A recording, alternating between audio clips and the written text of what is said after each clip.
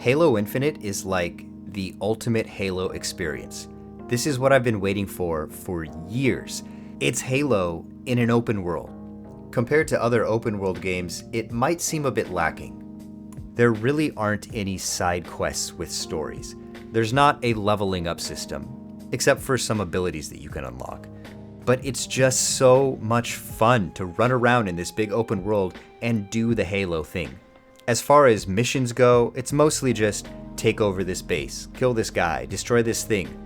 But everything about doing that is what makes this game fun. I would describe it as an arcade-style open world. Halo is an open world game in the same way that something like Gauntlet Legends is a rogue-style dungeon crawler. It's stripped down to the basics. The game doesn't offer some dynamic branching leveling system, it just drops you into the world ready to go. And this world is big. Really big. All the things that make Halo fun are here. The vehicles, the varying enemies, the combination of combat strategies that you can employ in every scenario. You can approach each fight your own way, and that's what makes it fun. It's got that similar Halo feel of entering a big open area and deciding how you're going to approach combat on the enemies, only times 100, because these areas are all over the map. Of course, there are some new additions. Halo Infinite introduces some upgrades to your character, most notably the grappling hook, and some others. But basically the grappling hook. It's pretty much the best thing ever in Halo, giving Master Chief mobility like you've never seen him before. You can grab objects, you can pull yourself to enemies, you can traverse the landscape a la Spider-Man style. It kind of reminds me of Pathfinder from Apex Legends. As you play, you can upgrade the ability. When it's fully upgraded, the cooldown is so quick that you can basically use the grappling hook non-stop, swinging from tree to tree using the mountainsides, pulling yourself to enemy banshees in the sky and then taking them over.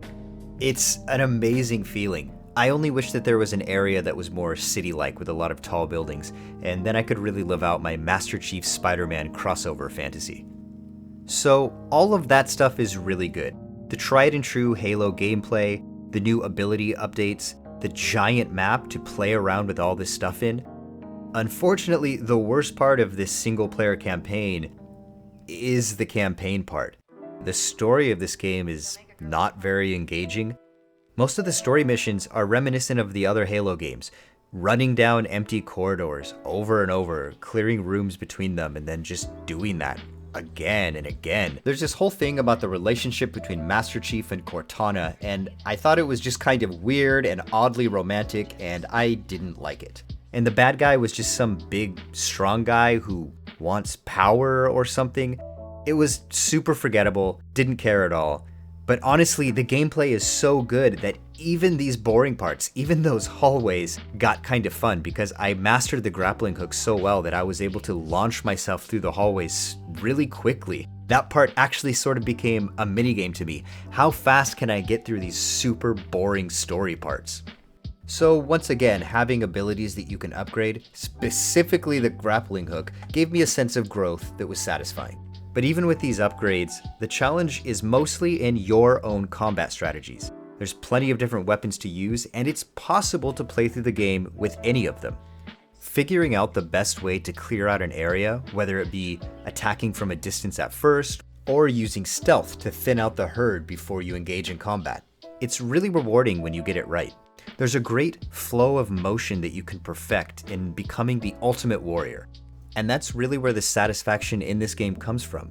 Getting better not by leveling up your character, but by learning the game and improving your own skills. To harken back to an old game review cliche, this game really makes you feel like Master Chief. The last thing I want to talk about are the visuals. Halo has always had a unique aesthetic.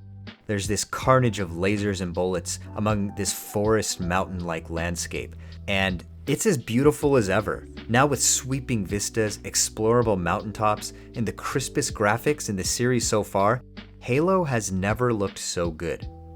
The cutscenes use the in-game engine as usual, and the dialogue scenes are pretty well done. Motion capture and facial animations aren't perfect, but they look really nice.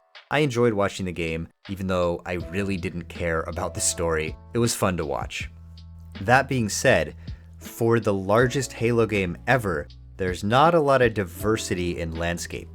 Previous games have featured beaches and snow areas, so hopefully there's diversity coming to this game, maybe in DLC, because I'm ready to jump back into the world. I just want to see more stuff. The game is a blast to play, and it looks really great. It's just that the world is a little bit bare bones, especially compared to many other open world games in modern times.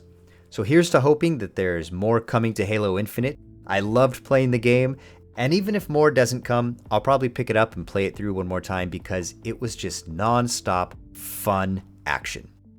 If you made it all the way to the end of this video, cheers, thanks a lot. I meant to post this review months ago when the game came out, but I was having issues with my editing software and didn't know how to fix it, and finally I just reinstalled everything because I don't know how to fix stuff. For as much as I play video games, I don't really know a lot about computers. Anyway, thanks.